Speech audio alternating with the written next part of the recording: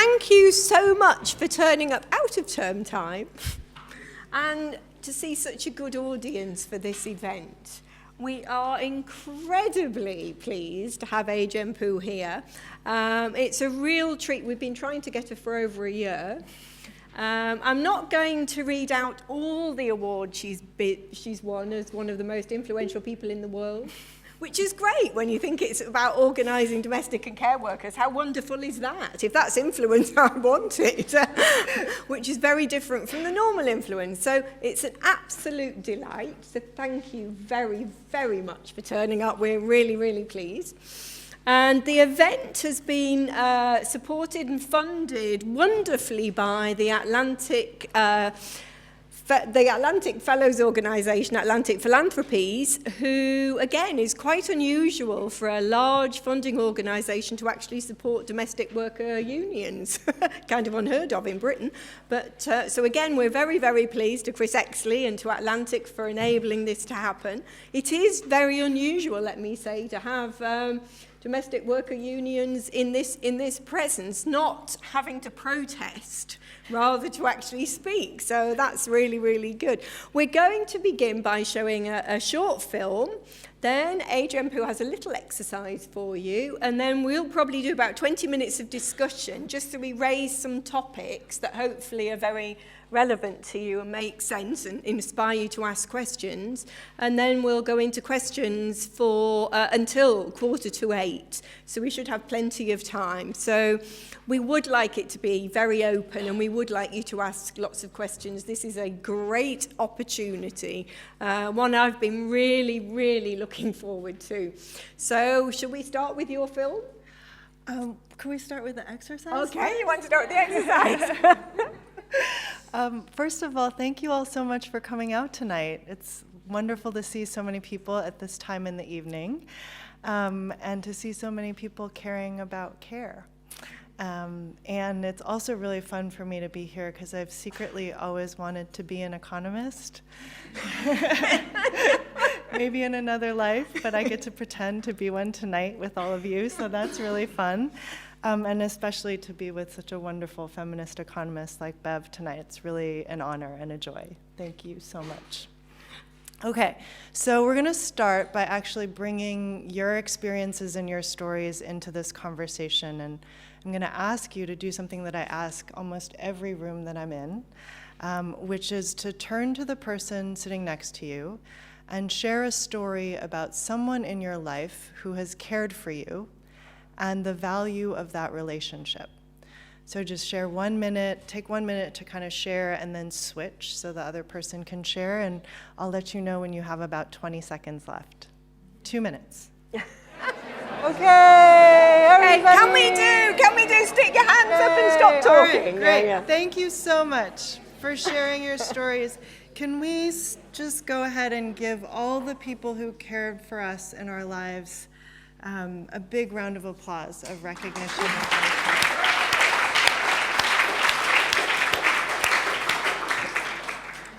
And I like to start with that because it just is such a powerful reminder of how universal the experience of care, the need for care really does connect us all. And it's something that we rarely make visible, we so undervalue, and we rarely discuss, whether as a policy issue or anything else, but it is so fundamental to everything that we do, and it is actually quite powerful and transformative the way that it connects us. And so we really use the power of our care stories a lot in the movement that I'm a part of because of what a powerful reminder that is. And what I'm about to show you is a short video called We All Care that we created to start telling the story of how care connects us all, and particularly in the United States as the aging population grows and people live longer than ever, right? People are aging, the baby boom generation is aging at a rate of 10,000 people turning 70 per day. Every 8 seconds, someone turns 70 in the United States. And because of advances in healthcare and medicine, people are living longer than ever before, an average of 20 years longer than when we first put our safety net into place. And so we're about to have this huge older population, and we've not really planned for it or talked about it. And yet it is affecting our lives and changing. It will change everything. It's something that it does connect us. And this video was about talking about that in a way that is intergenerational and shows some different dimensions to that. And it'll also give you a sense of how we use storytelling in our work. Could you show the video?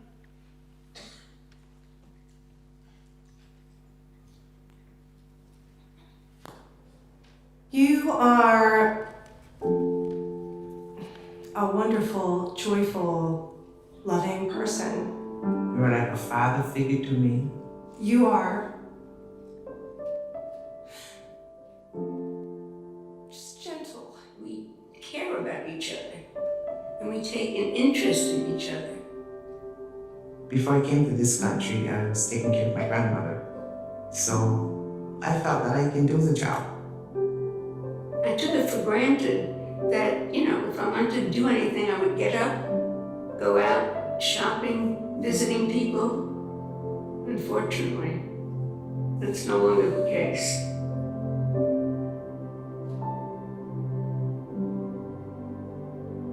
I noticed you were changing years ago.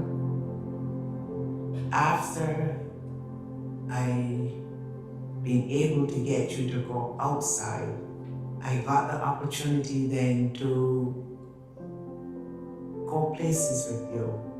When I got home from rehab after being away for over 3 months, the first thing I saw were 8 balloons that you had put up around my door, welcoming me back, and I knew I was truly home.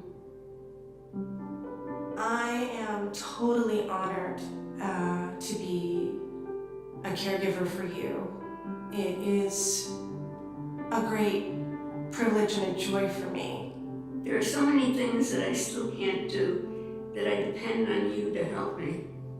And the help is given so freely and with so much love, and that makes me feel a lot better and still independent, but as I said, independent with benefits. We are not only just caregivers, you're a nutritionist, you're a nurse, you're the doctor.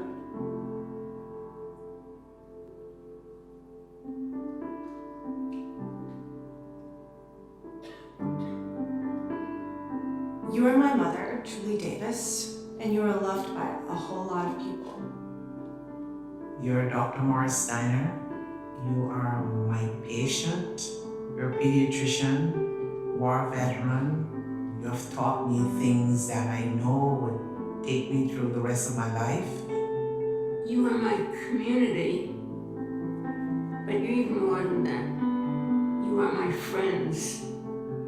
And as much as you've done for me, there's nothing that I wouldn't do for you also.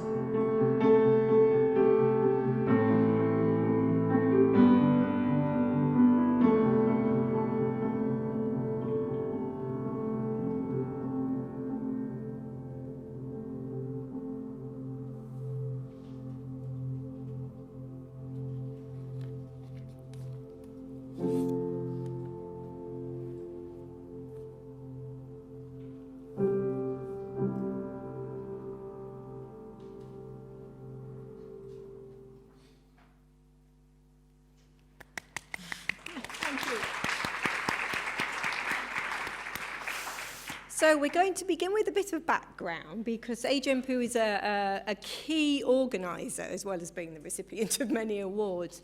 And you managed, I think this is astounding, you co-founded the National Domestic Workers Organization of America with 50 other people, and you've managed to get 200,000 members, which is quite an achievement in itself. And in 2011, you set up Caring Across Generations. Can you tell us a bit more about how you did that? Because that's a huge scale. Yeah.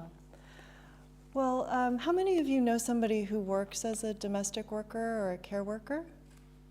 Okay. So a lot of you're familiar with this workforce. In 1998, I started out organizing domestic workers in New York City because they were the workers who consistently would come to meetings when we would say, we're offering health fairs or know your rights clinics or any kind of resources or services for low-wage workers in the community. Domestic workers were always the ones to most consistently come, and it was what we realized, that the isolation of the work really meant that people understood the value of the collective and coming together and organizing in a really unique way. As we came to understand the work better and better, what we started to understand was that there are just a whole bunch of deep structural issues and cultural factors that have shaped the conditions of work for this workforce in the United States and probably globally as well. In the US, some of the first domestic workers were enslaved African women, and the legacy of slavery has actually profoundly shaped this industry from the beginning. In the 1930s, when our labor laws were being put into place, the Southern members of Congress, who were very much dependent on a plantation economy, refused to support the labor laws that were being proposed as part of the New Deal if they included farm workers and domestic workers. And so in a concession to those members of Congress, our nation's most fundamental labor protections, the right to minimum wage, the right to collectively bargain and form a union, basic core pillars of our labor laws explicitly excluded domestic workers and farm workers. And that exclusion has really shaped the nature and conditions of this workforce, on top of the fact that the work itself is associated with women, right? The caregiving and cleaning work that happens in the home has generally been associated with work that women should do and have been taken for granted, right? Has been taken for granted that women will do. And so between the kind of deep cultural norms and the way that we have so culturally devalued the work that women do, and the very explicit exclusions in the labor laws and the protections of this workforce rooted in that legacy of racial exclusion in the United States, we essentially had a situation where it was like the Wild West in this workforce. You just never knew what you were going to get. You might find a wonderful family who you work with for years, and it's a very healthy, respectful relationship. And then you might find the whole other end of the spectrum, and we saw cases of human trafficking and rape and sexual violence and everything in between. There were no standards, no guidelines. It was very much at the whim of each individual household. And so as we started bringing workers together, we started asking the question of why are there no standards and how do we put them in place? And so we started organizing initially city by city, actually community by community. Then we came together across communities. And then in New York City, we established an organizing campaign to try to change the laws in the city. And we realized you had to go to the state to change the labor laws. So in 2010, we had our very first breakthrough where we were able to pass the first domestic worker Bill of Rights in the state of New York. And it was the first bill to not only eliminate the exclusions in the existing labor protections, so to establish a set of rights and protections for the workforce, but it also did more. It offered paid days off for domestic workers. So domestic workers became the first workers in the state of New York to have paid days off mandated by law. That's now expanded, but that was because of a 7-year organizing campaign that achieved that, and that inspired workers around the country to organize. And honestly, for most of the last 20 years, that work has been very slow and incrementally building, right? Meeting by meeting, community by community, city by city, and that support and connection across cities, that sisterhood that was formed through the formation of the National Domestic Workers Alliance. We would give each other strength and energy and inspiration and share our victories Today, we have 64 affiliate organizations and chapters all over the country. 9 states have passed domestic worker bills of rights. New Mexico just became the most recent state about 6 weeks ago. And we are preparing to introduce a national Bill of Rights for domestic workers to cover all 50 states, 2.5 million workers. And so we're making progress in establishing rights. But what we realized in 2010 was a lot of our members were coming to us and saying, you know, the family that I work for is asking me to take care of Aunt Joan who has Alzheimer's, or the grandmother who just came home from the hospital after having a stroke, and I don't feel prepared to do that work. But I want to help, I want to support, so can you provide training? Can you provide support? Can you help me figure out how to do this job? And it was such a trend that we decided to take a step back and understand what was going on, and we realized this massive demographic shift underway, this huge and growing need on the part of American families for elder care support and support for people with disabilities. And the fact that we were wholly unprepared, that families were struggling as we started to ask families about their experience of needing care. They were struggling to afford it, to find it, to manage it. And then the workforce, the workers that we were talking to who do home care can barely sustain in their jobs because they're earning poverty wages with unpredictable hours or not enough hours. The annual median income for a home care worker in the United States is $15,000 per year, which is impossible to pay the bills, let alone raise a family. So the workforce that we're counting on in the US to take care of us can't take care of their own families doing this as a profession. So we looked at it and we just saw in every dimension of the experience of care in America, completely broken, completely and profoundly not working.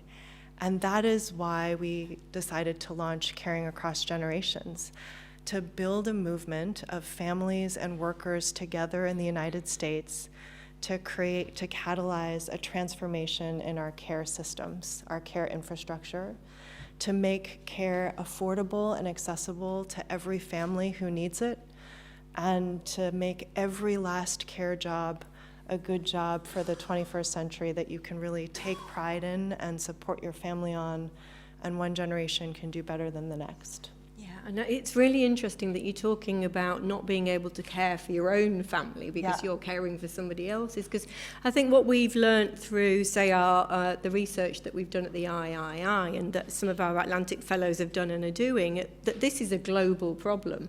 So, you know, we know that the Philippines, for instance, includes the export of women, which usually care workers, to places like the US and to the UK, in their GDP.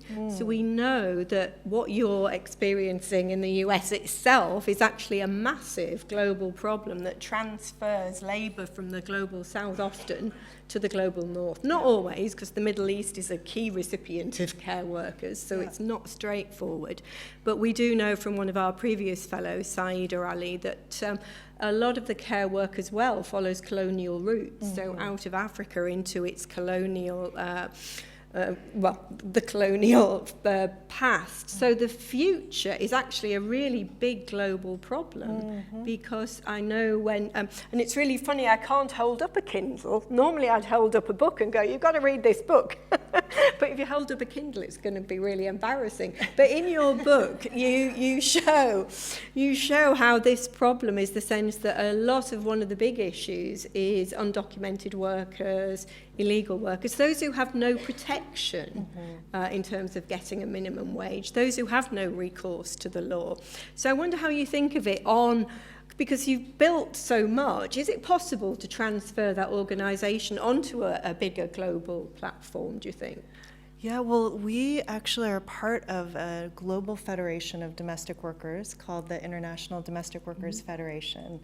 And we formed in the wake of an opportunity to establish the very first International Labor Organization Convention on Domestic Work, which we were successful in doing in 2011.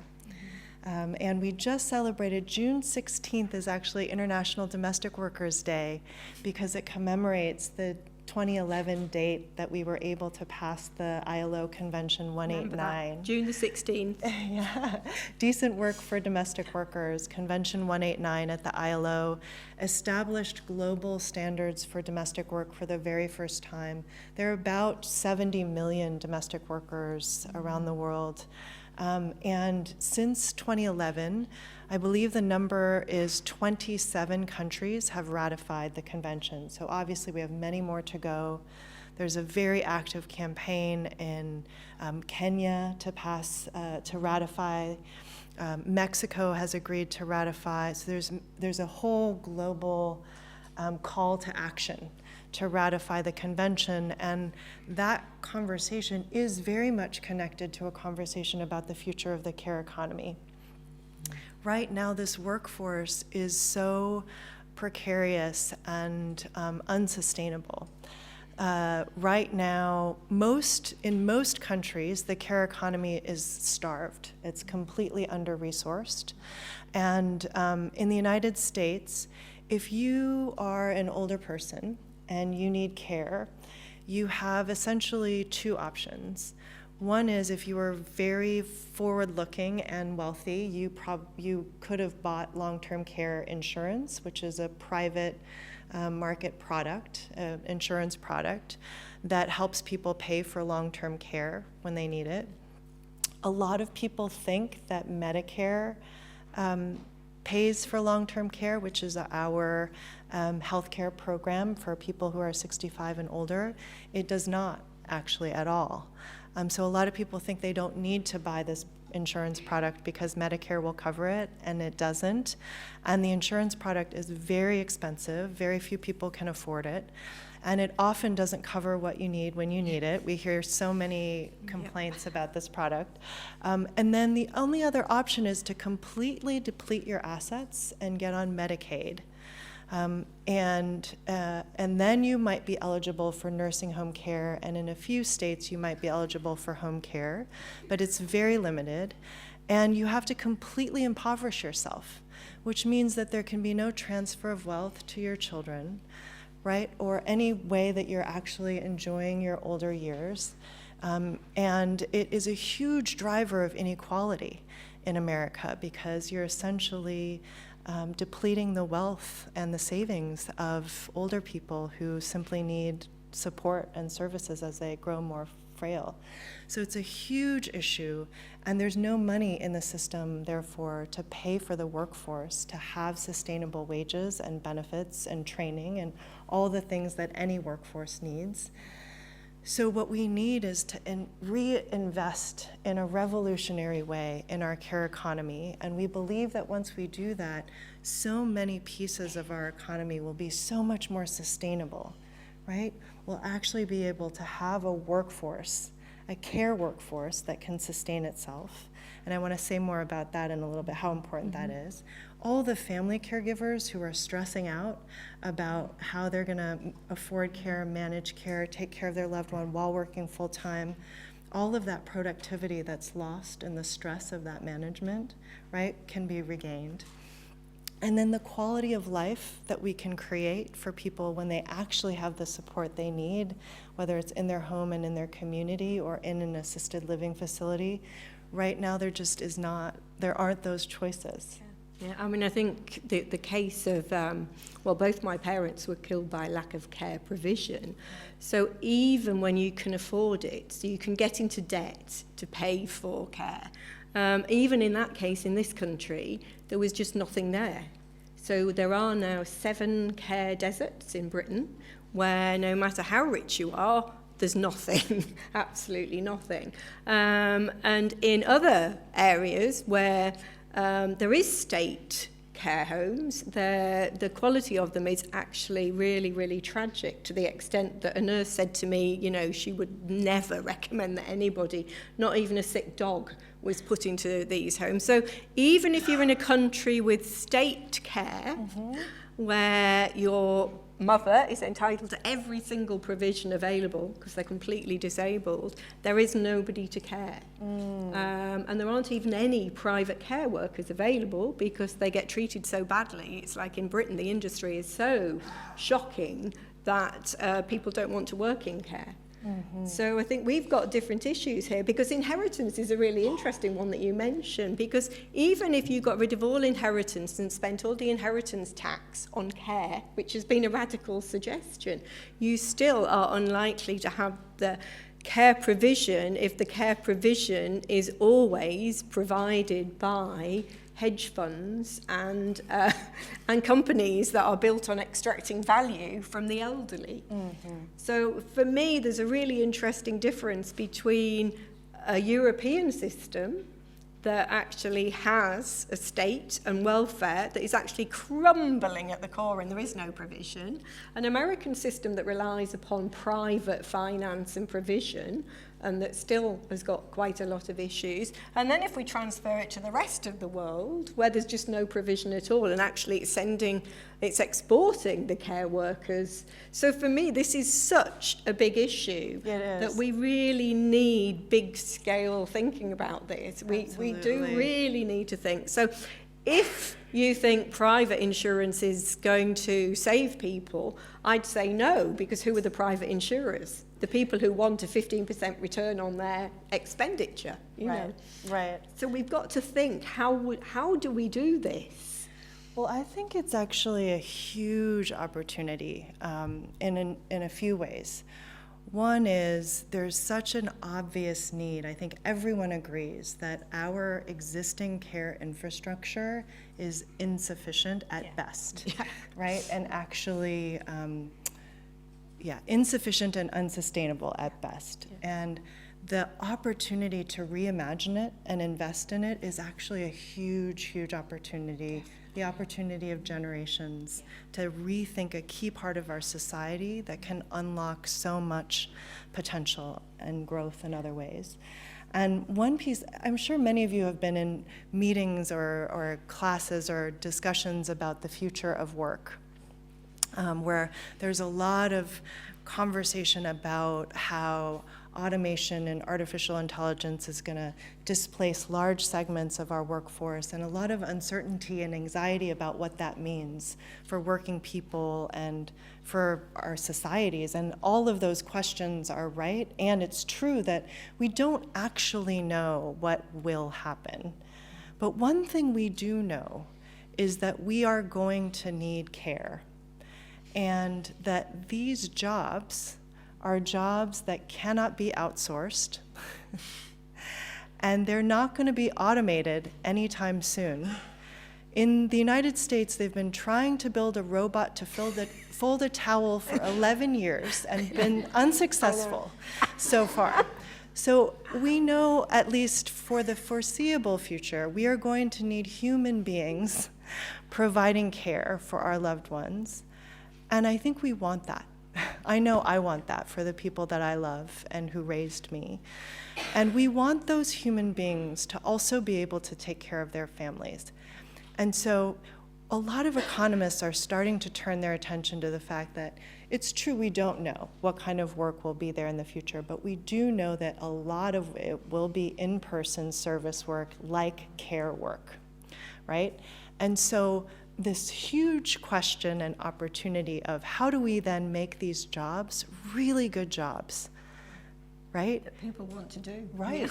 Some economists are even predicting that care jobs, if you take child care and elder care jobs combined, that by the year 2030, they will be the largest occupation in the entire US workforce, care jobs. And right now, they're completely unsustainable. High rates of turnover, Massive. Tons of burnout.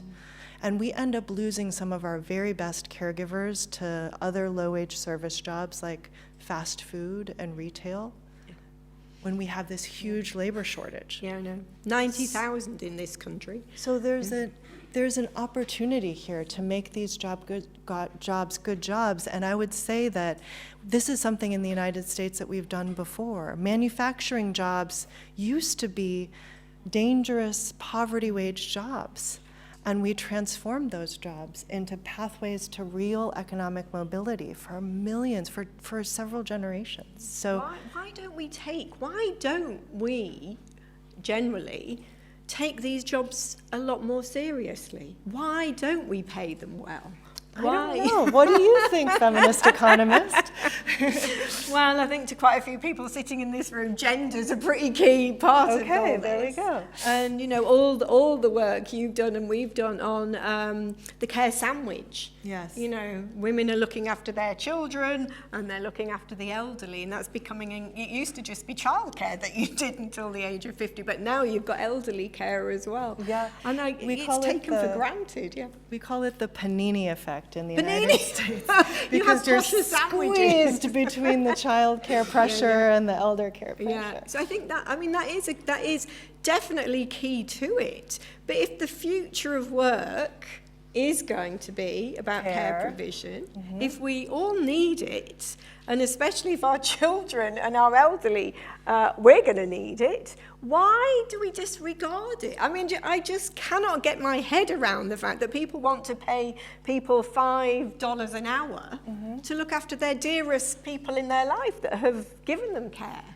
That to me, it's extraordinary, and you know, I'm sure gender's part of it, and that's how you've been working, haven't you? You've been kind of working around that issue. Absolutely. I think gender is fundamental. I think most issues that are fundamental to women's lives have been kind of sidelined and treated as special interest or soft issues as opposed to national priorities, and that has to change.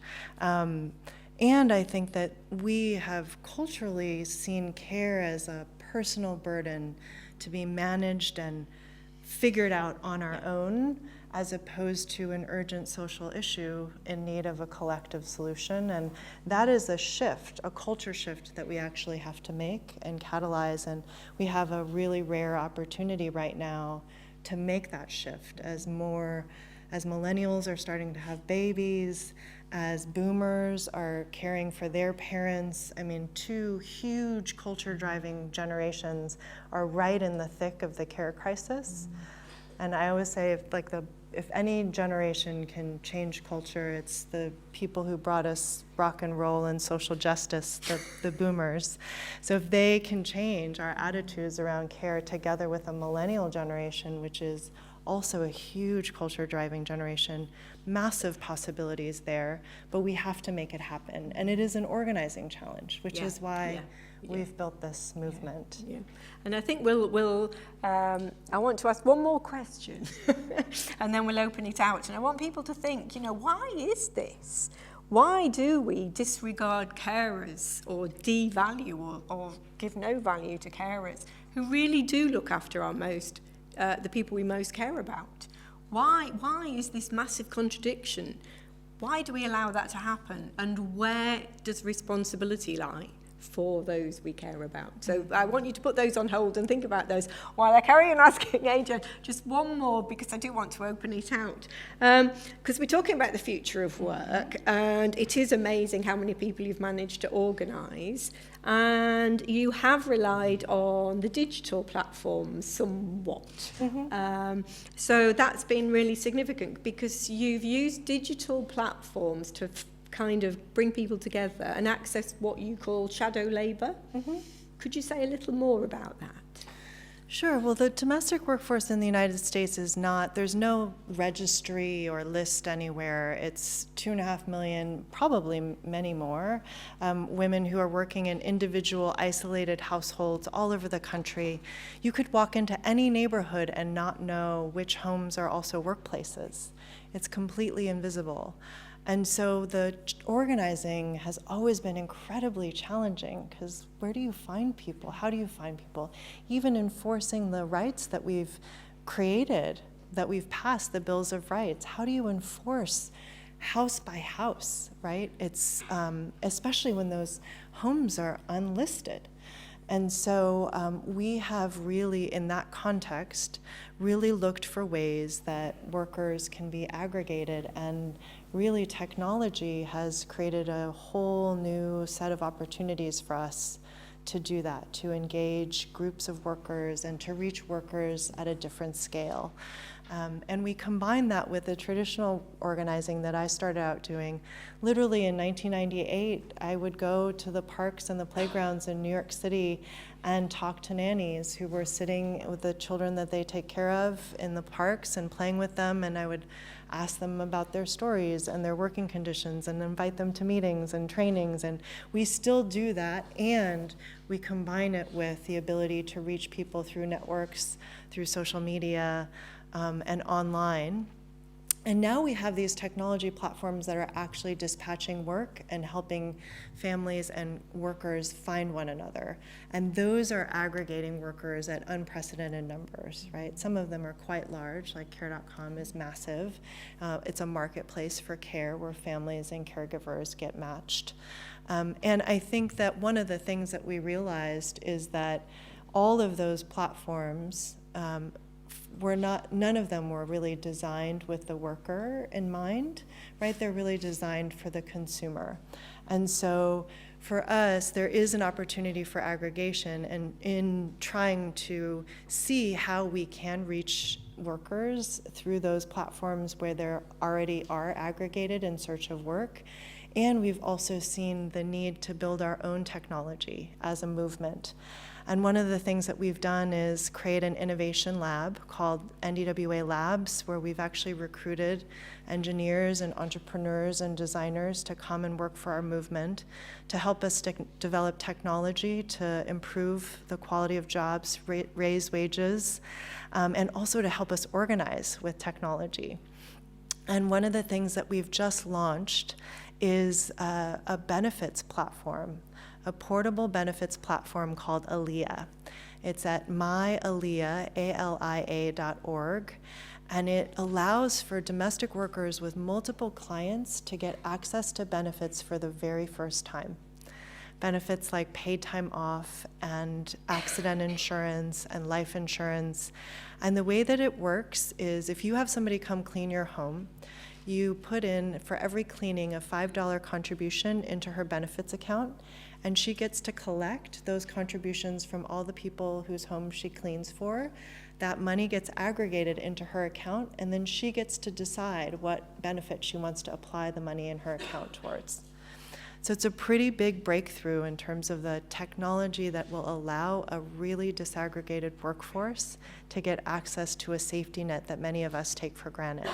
But that's the kind of way that we're trying to leverage technology as a social movement to raise wages, improve conditions, and to help support this workforce and to support the creation of good jobs. So in a way, that's your digital infrastructure. It is. That's We're trying to your build grid. a worker-centered digital infrastructure. That kind of almost sits on top of, but challenges those that are just selling care workers in competition with each other. Exactly. And so your last, well, I'll end talking to you and open it out. Your last kind Are you guys of, okay? Is this boring? Okay, good. Okay. well, we'll open it out and then there'll be more insight. All right, good. Your universal, you're just about to launch universal Yes. family care. Tell us more about that. Okay, so this is our big solution to the care infrastructure problem in the United States. We are about to propose a whole new vision for the care economy in the United States that we call universal family care.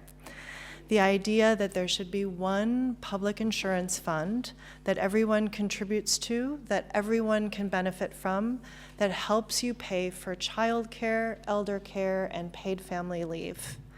Everything you need to take care of your families while you're working. Make sense? Simple.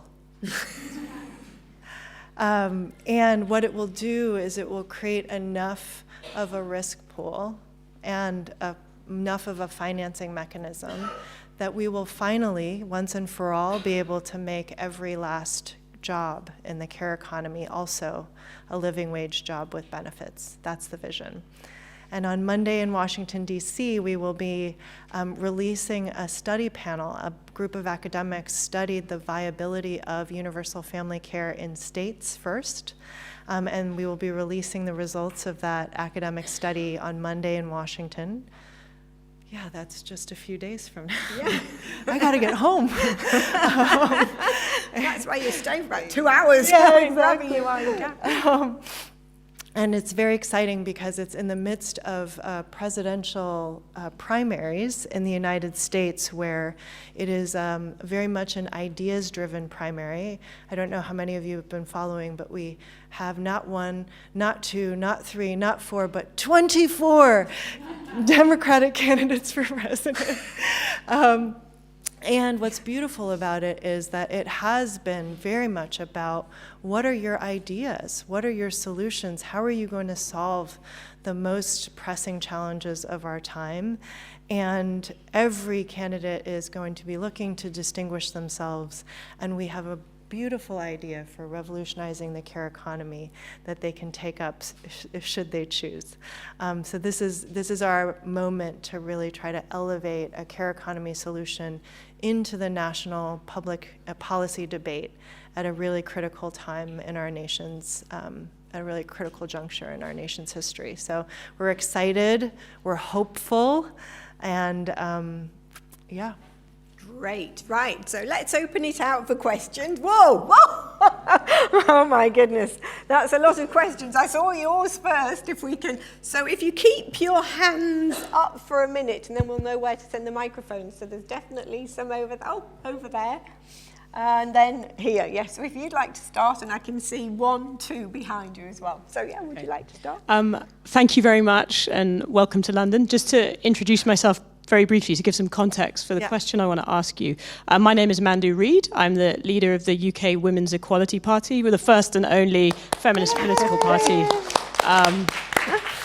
in British history. And just a little kind of quiz question for you. Not quiz question, pub quiz. I'm actually the first person of colour to lead a political party in Britain's history. So there's some extra context there. But my question for you really is about this idea. I mean, what we try and do is we try and make the mainstream political players up their levels of ambition when it comes to gender equality. Yeah? And the question I have for you, because I'm really in awe of the movement you've managed to create, 50 to begin with, 200,000 now across the USA, fantastic. But from an organizing point of view and from an exerting pressure point of view, what does it take to make this issue politically expedient? What kind of strategy and tactics would you recommend, or would you do you think could be deployed? Because I feel like, a care workers strike is not so ethical, a national care workers strike. But I'm really curious as to what your reflections and insights are on how you make this issue politically expedient. What we'll do, we'll take 3 because we've got a lot here, and then if that's okay, you can answer them together. Is that okay? So behind and behind, I think it was. Yeah, right behind as well. Thank you. I don't like to tell my background, but the first question says that the background. I say that I'm a visiting professor to LSE. I'm from China. I work for the Chinese Communist Party, but I'm very interested in the topic. I must say that thank you for your brilliant presentation. Thank you for what you did. A great job. There's a very popular saying in London. I'd like to describe you, a great, great woman. We'll all agree with that. Yes, like that. My question is like that. As I'm an economist, and you use the care economy, and you use your health care, family care, universal health care. Yes,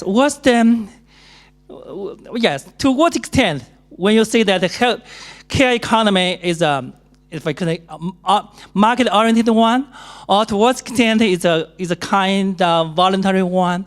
What kind of role, in your opinion, the government can play to, for example, to promote the care economy?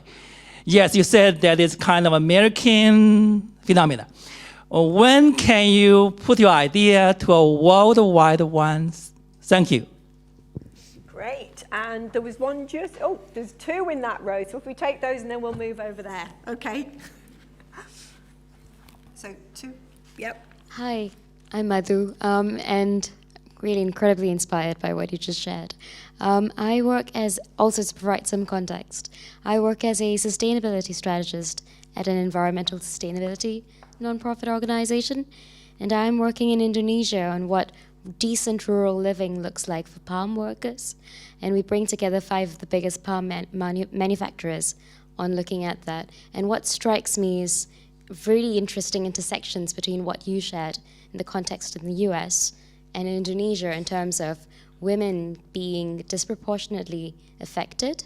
And it's quite interesting because for the palm sector, it is about how fruit that falls into the ground, all the harvesting is a man's job because it's quite a patriarchal industry, whereas women do things like pesticide spraying, which is health, it affects the health disproportionately, cancer and infertility issues and all sorts of stuff. And one of the things that we genuinely struggle with is the fact that it's a very untraceable supply chain and we can't access the workers. And because of how patriarchal it is, most women don't even regard sexual harassment as a genuine grievance. It's seen as background noise. How do you actually work with that? How do you actually work with these women to help them see something as a grievance and to want to organize around it? Thank you so much. So there's one more question. Is that okay to take 4? Yeah. Hi, I have 2 questions. My name is.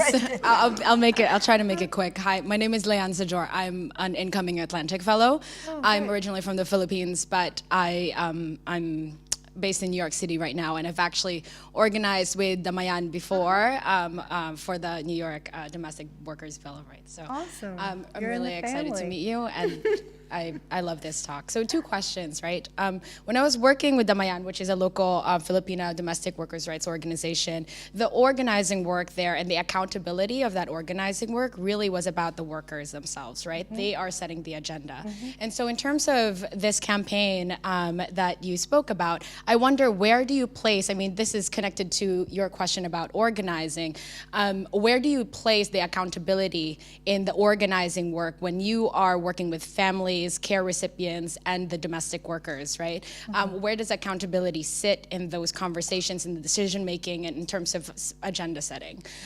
My second question is because I've worked with domestic workers alliances in Indonesia before, and as Professor Bev mentioned, this is a global problem, right? This is a global care chain that we're talking about. Recipient countries and sending countries is, we have complex systems that create this.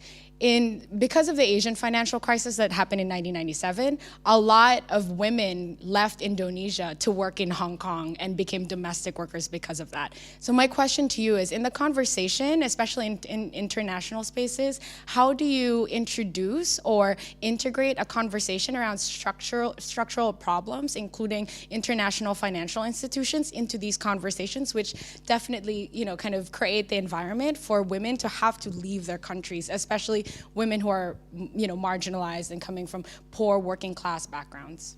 Thank you. Wow, there's some really difficult questions there. How to organise sustainability, recognising things like sexual harassment, structural problems and accountability. Go on. That's hard questions. Great. Okay. So on the political, first of all, thank you for your leadership.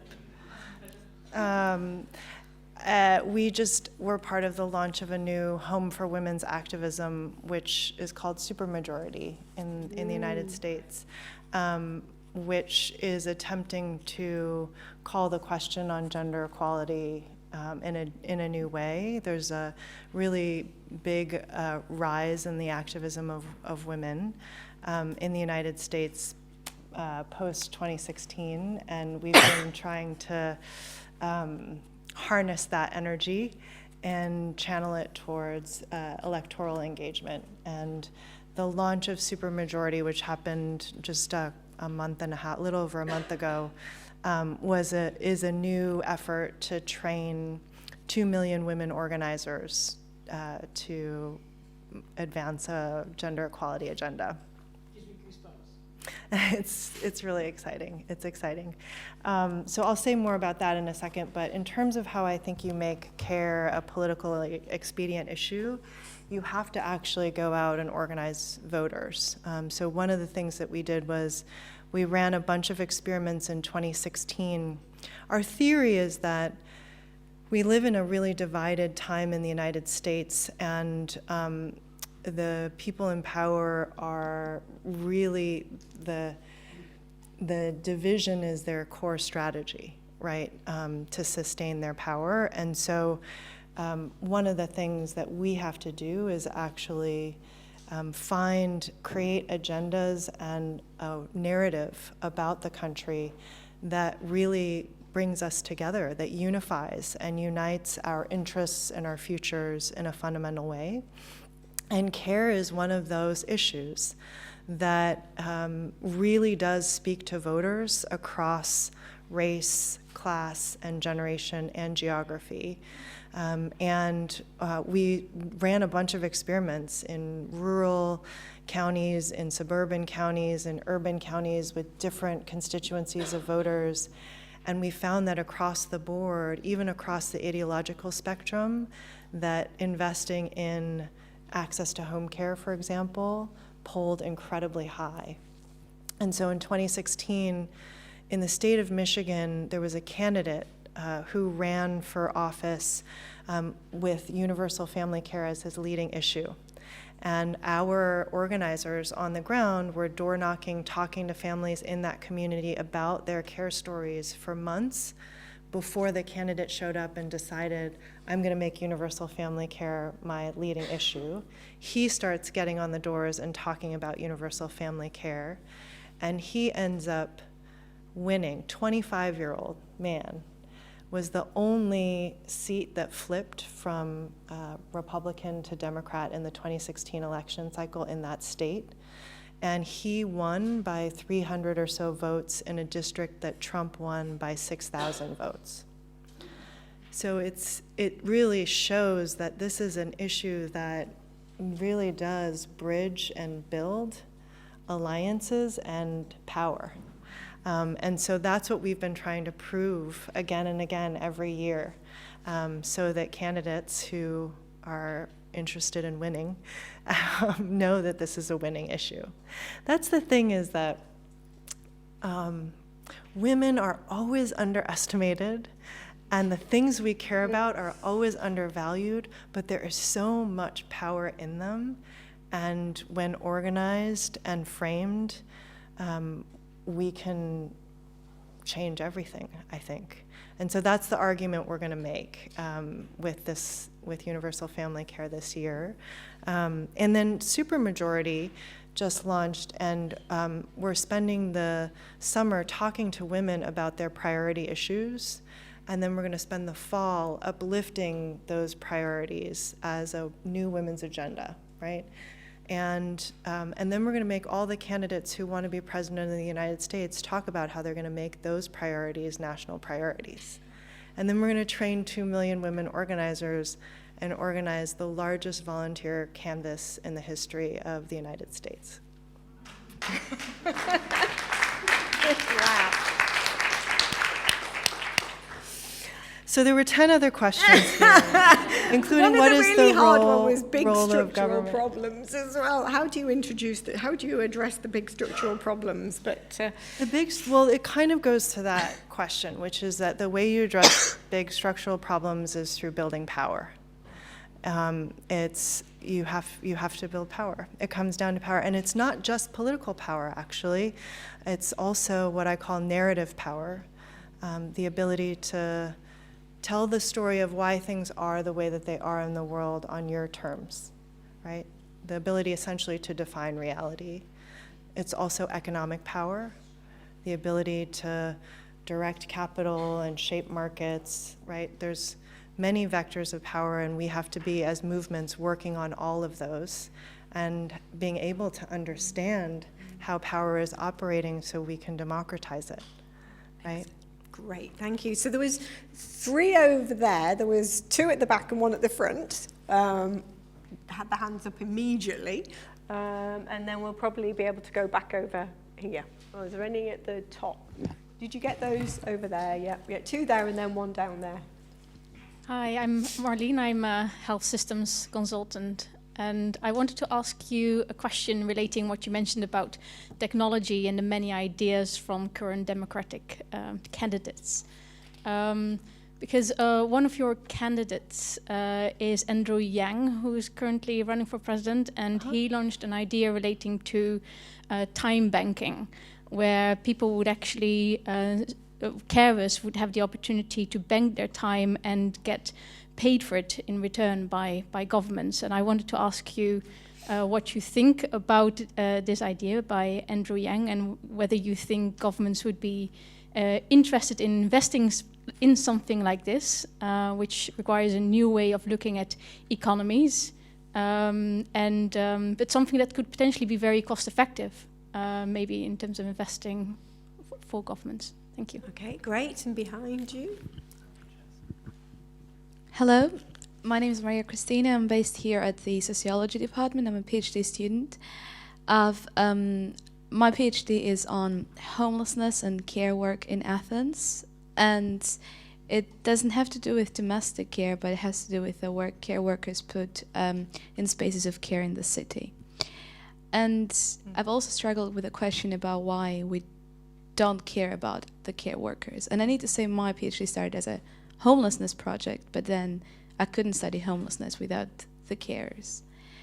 And the situations I've seen are that like care workers deal with, as you said, like life-threatening and challenging situations, urgent situations. And as you said, care is life-sustaining. And I'm wondering if both the caregiving and the care receiving ends are under such vulnerable and challenging situations. Mm-hmm. To what extent do the employers, the organizations, the NGOs, the state just take advantage of this and of this very human moment that, okay, what is this care worker actually going to do? Leave this homeless person like this, leave this old lady who has who just needs care at this specific moment. And then if both ends are so vulnerable, and they are in a sandwich situation as well, then to what extent does this play a role, the life-sustaining nature of care? Yeah. Mm-hmm. Great. And could we just come down to the front? There was one there. Hi, thanks for that really amazing talk. I really enjoyed it. Thinking about like why care work is so not valued. I guess I wonder if part of the reason is because most care work isn't paid, and most of the care work that we do for our families anyway. So like getting it to be valued financially when the vast majority of the way in which we look after children, disabled people, older people is just what women do. Mm-hmm. So like, I wonder then if that is the case, whether it's possible to be organising paid and unpaid domestic work, essentially. Mm-hmm. And, you know, the 1970s wages for housework campaign comes to mind. And I know that in the left there's been a bit of a resurgence of some of those ideas that came out at that time with the Verso recently published a book, Full Surrogacy Now, which deals with some of these ideas and actually identifies the way that pregnancy and looking after children works in capitalism. This is actually work that is unpaid. And the central argument of the book is that eventually we should be looking towards abolishing the family and having much more communal approach to social reproduction. But in the meantime, we should be fighting for wages for these things. I guess I wonder whether or not there seems to be a fairly arbitrary distinction between who does and doesn't get paid for exactly the same work, and whether we should be organising for the rights of all of the people that are doing this work. Great. Would you like to take? Would you like to take those questions? Yeah. So on the time banking thing, care time banking, where are you? There you are. That actually, there is a model for that in Japan that's been quite successful. It wasn't actually Andrew's idea. Can you say a bit more about it? Because I don't know about it. There's a time banking model in Japan where basically they created a time bank where if you go and you take care of your neighbor for a few hours, buy them groceries, check in on them, make sure they're okay, help them clean their home, you can bank those hours and try to cash it in for your mother who lives on the other side of the island, for somebody else to support her. And it's basically like a time exchange, a care exchange that is coordinated through technology. And I think it's a really inspiring model. It's definitely worth looking into. We would need, I think, some pilots in the United States first to just work it out, but I think it also fits in. Look, what I've been arguing for is thinking about the care economy as infrastructure. And when you think about what the definition of infrastructure is, it's kind of that which enables everything else in the economy, commerce, everything else in the economy to happen, transportation systems, right, energy.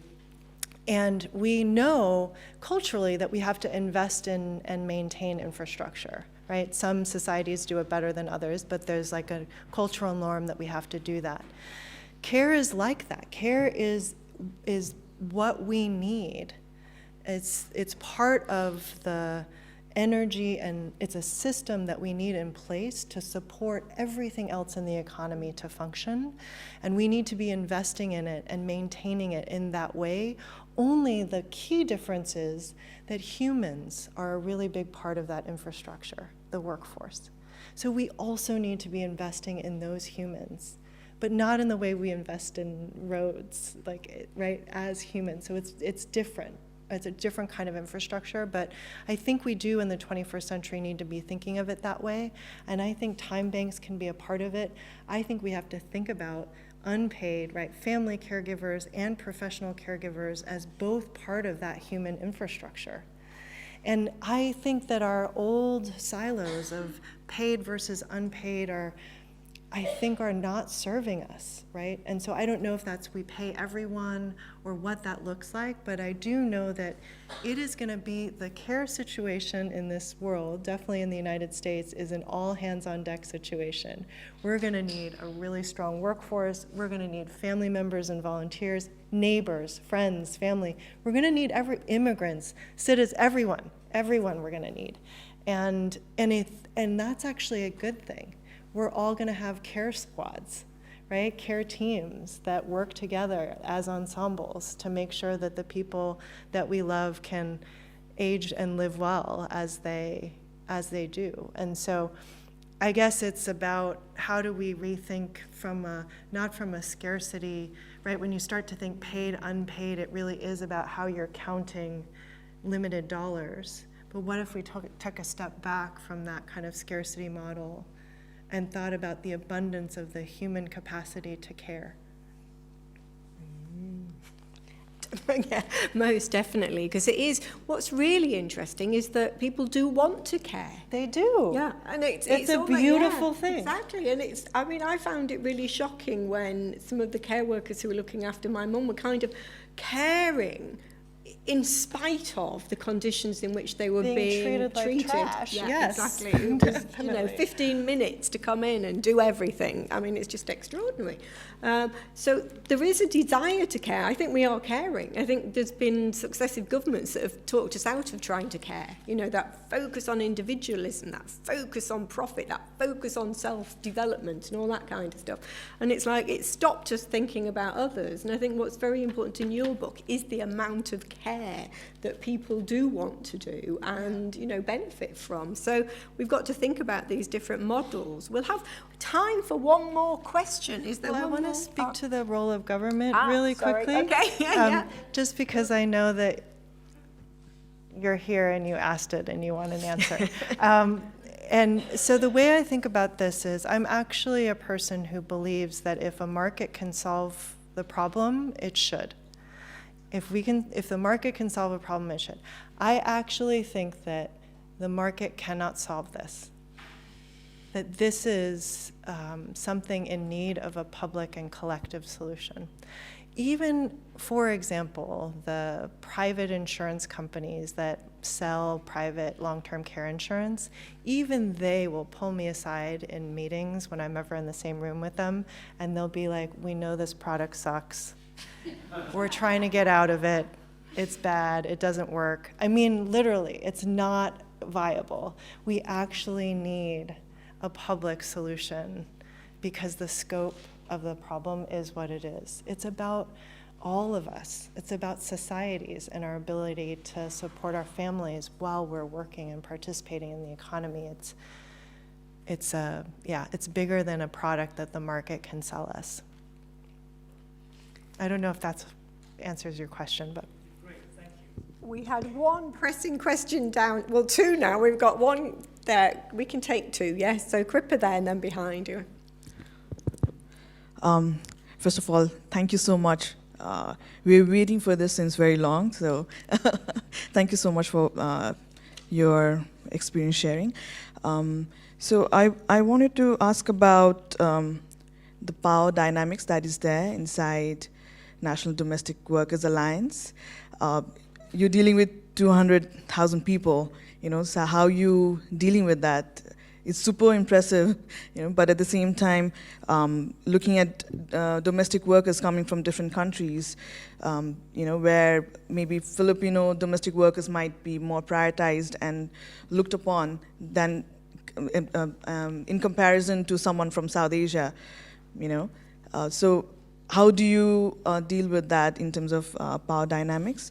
The other part is, the whole concept around care crisis.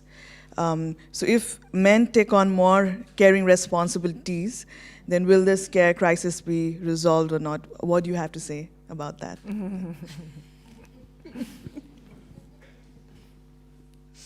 And then one behind, and then that will be it in terms of questions. Thank you.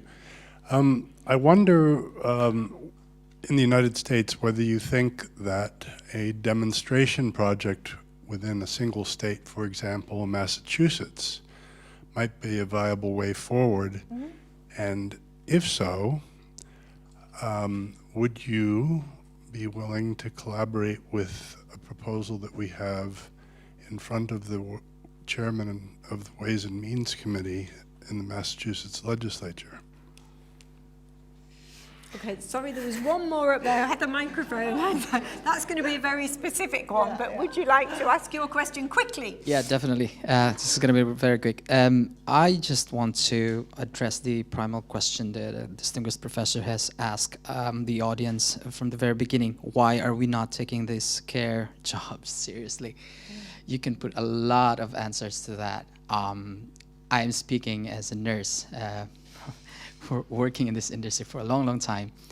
I was born in the Philippines, lived there for the past 27 years, went to China, went to Taiwan, went to the USA, and now currently here, and did a personal study on, domestic care and care in and of itself from a scientific, theoretical point of view up to the grassroots level.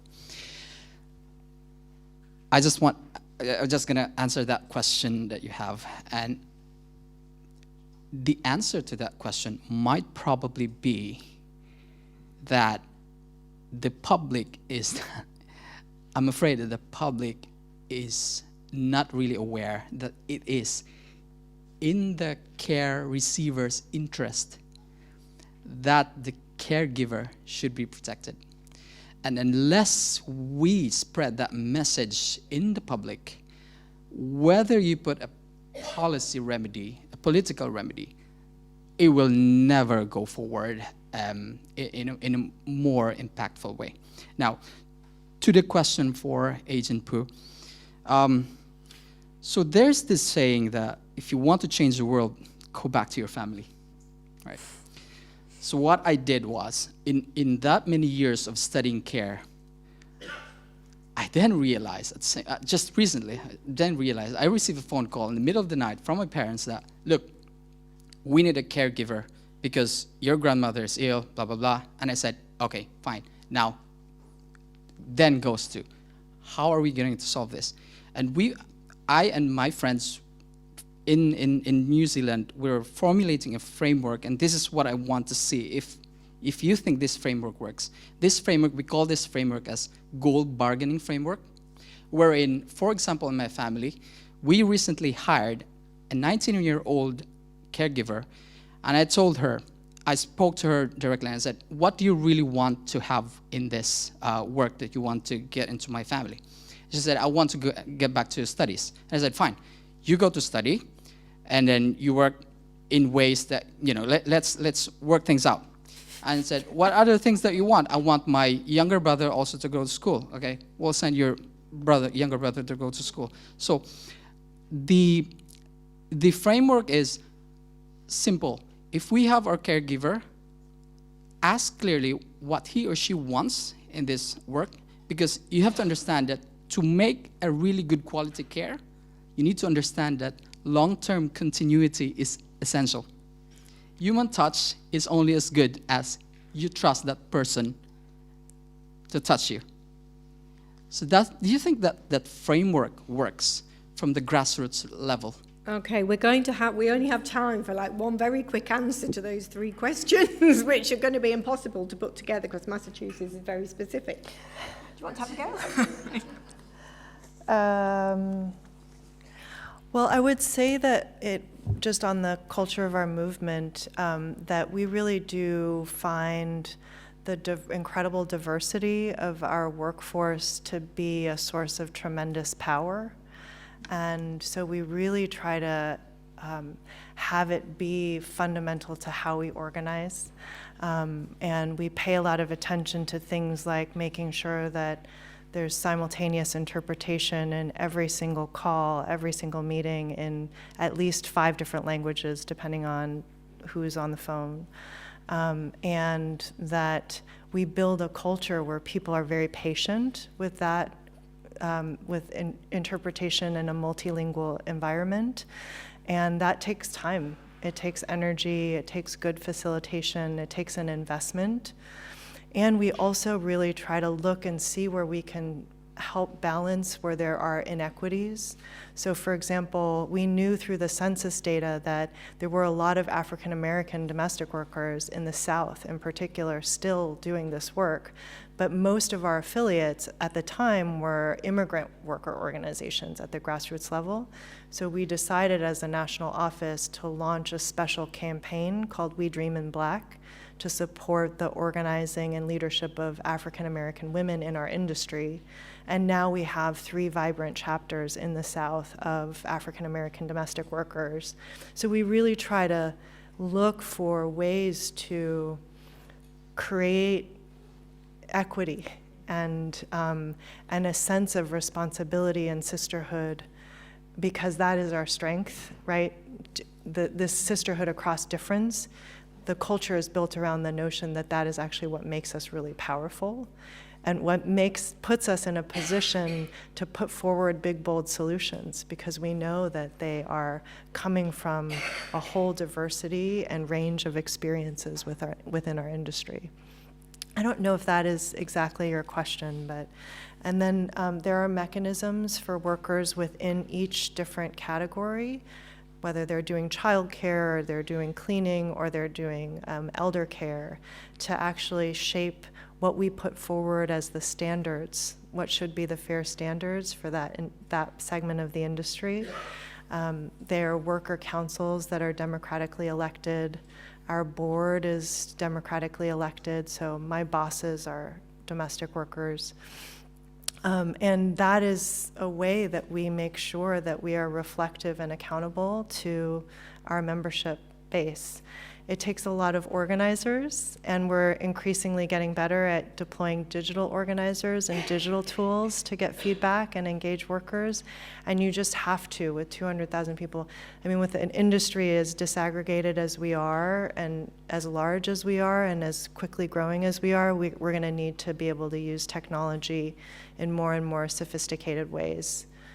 So we're continuing to do that as well. Now, I don't think we have time for the other questions. I'm very sorry, Massachusetts and gold standard. Gold standard should be something we always aim towards. And Yes. if you actually read Adrian Poo's book, you'll see that they have a set of various different standards that apply right across the board in terms of the treatment of care workers. So I think you'll get your answer from that. I'd just like to say thank you so much. Thank you. And thank you all for turning up tonight. It's great to see such a large audience, and hopefully it does mean that you will consider this to be a major issue. And it's one that you'll be hearing more from the International Inequalities Institute, where we're going to keep it on the agenda. So thank you very much.